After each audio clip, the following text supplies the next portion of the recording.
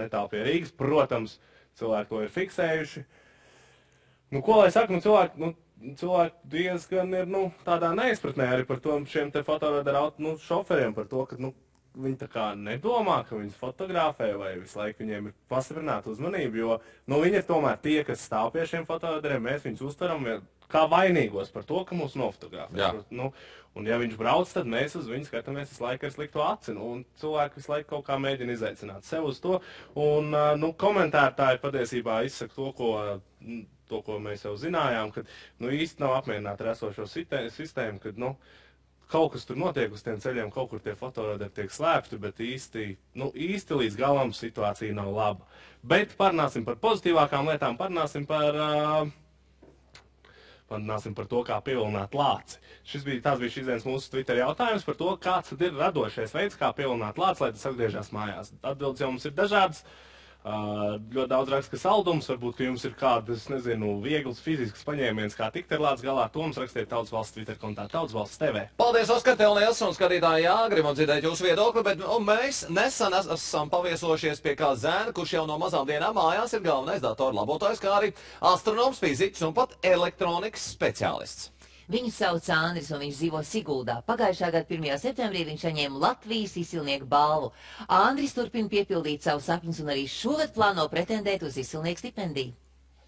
Andris mācās Siguldas 3. pamatskolā un jau kopš bērnu dārza gadiem nebeidz pārsteigt savus vecākus ar zinātkāri, patstāvīgi pieņemtiem lēmumiem un izciliem sasniegumiem. Vēl mazs knauķis būdams, viņš pieteicās vokālistu konkursam un uzvarēja. Tālāk pārsteigumi bija kā no pārpilnības raga. Sākās jau bērnu dārzā, kad nopirkām datoru. Viņi burtus pazina, lasīt, nelasīt, piesēdās pie datora un sāk rakstīt. Un tad arī viss aizgāja. Šobrīd Andris mācās 6. klasē, un daudzi uzskata, ka viņš skrien laikam pa priekšu, jo ir nopietni aizrāvies ar zinātnēm, kuras viņa vienaudžiem vēl nemāca. Mans lielākais aizraušanās, varētu teikt, ir fizika un elektronika. Ar to es arī pārsvarā nodarbojos blakus mācībām. Andris apmeklē jauno fiziķu skolu Rīgā, nopietni spēlē dambreti un piedalās sacensībās, mācās mūzikas skolas akordeona klasē, bet pagājušo gadu sadošojās uzrakstīt pieteikumu un saņēma Latvijas izcilnieka balvu – 100 latu stipendiju. Ar laika plānošanu viņš tiek galā pats un pilnīgi, tā kā man pat nav tas jākontrolē, viņš zina laikus, kad jāiet, kur jāiet, kas jāizdara.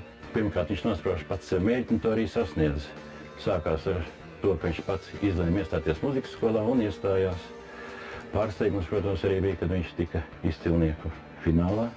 Tas arī, protams, pārsteigums, ja salīdzinātu pāriem, man likās, ka viņa zināšanas vēl ir mazākas nekā pāriem, bet viņš savu ir izcīnījis un savu ir panācis, savu neatlaidību. Tiešām ļoti liels prieks tiem, kas man atbalstīja. Saņem arī diezgan daudz balsis. Un, jā, tas ir diezgan patīkami. Iegūto stipendiju Andris izlietoja, lai nopirktu teleskopu. Kāpēc es nopirku tieši teleskopu? Tāpēc, ka man arī tas bija viens no tām lietām, kas man interesē. Daudz saka, ka esmu daudzpusīgs cilvēks, tāpēc, ka es interesējos arī gan pa debesīm, pa kosmosu, gan tāpat, kā jau es minēju, pa elektroniku un arī pa pašu mūsu zemi. Praktiski viņš pats izlēma. Pats meklēja internetā, sameklēja, ilgi meklēja. Kamēr sameklēja, braucām, skatījāmies un nopirkām. Teleskopu līdz šim esmu izmantojis novērojot mēnesi, bet pat cik man īpaši nav daudz laika, es neesmu neko vairāk sācis pētīt. Un vasaras brīvlaikā es sākšu pētīt kaut ko vairāk, iespējams izmantošu kādas zvaigžņu kartes un skatīšos kaut ko vairāk. Maksima rīkotais Latvijas izcilnieku konkurss šogad notiks jau 3. reizi, un pieteikšanās stipendijām ir sākusies. Patīkami, ka šogad mums ir ļoti labi jaunumi. Labākais no tiem ir tas, ka stipendiju fonds kļūst lielāks kopumā, ievērojami gandrīz 2 reizes, un konkrēti, ka šie pusfinālisti, 40 jaunieši, kas pagājušo gadu saņēma 100 latu stipendijas, šogad tiks pie 2 reizes lielākām stipendijām, pie 200 latiem. Uz 200 latu stipendijām un 5 lielajām stipendijām 1000 latiem var pretendēt 4. līdz 11. klašu skolēni ar ievērojumiem sasniegumiem humanitāro zinātņu, eksakto zinātņu, sporta, mūzikas un mākslas kategorijās. Tur tiek vērtēti cilvēka līdzšinējie jau sasniegumi tādi, ko var apliecināt ar kaut kādiem goda rakstiem vai izcīnītām vietām kādās olimpiādēs. Zaudēt šajā konkursā principā neviens nevar neko, viņi var zaudēt tikai savu kaut kādu biklumu vai kūtrumu vai negribēšanu vai nevarēšanu kaut ko saņemties. Un drusciņ laika, ko prasa dokumentu sagatavošana. Viennozīmīgi es pieteikšos, tāpēc, kad uzskatu, ka man arī šogad ir daudz labu sasniegumu. Protams, kad ir vērts piedalīties, varbūt jums nav labu sasniegumu, bet es uzskatu, ka tas atzīme, ko jums ieliek, tas nav svarīgākais. Svarīgākais ir zināt to, ko tu pats zini. Mūsu pieredze rāda, ka ir jaunieši, kas mēģinājuši jau vairākus gadus, līdz šim ir bijuši 2 gadi, kas ir 2 gadus pēc kārtas mēģinājuši. Un pat ar labām sekmēm piedalīties šajā konkursā. Noteikti to ir vērts mēģināt.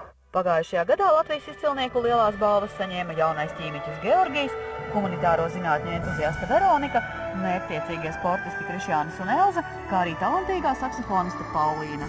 Šā gada balvu saņēmējs paziņos svinīgajā ceremonijā 1. septembrī LNT tiešraidē.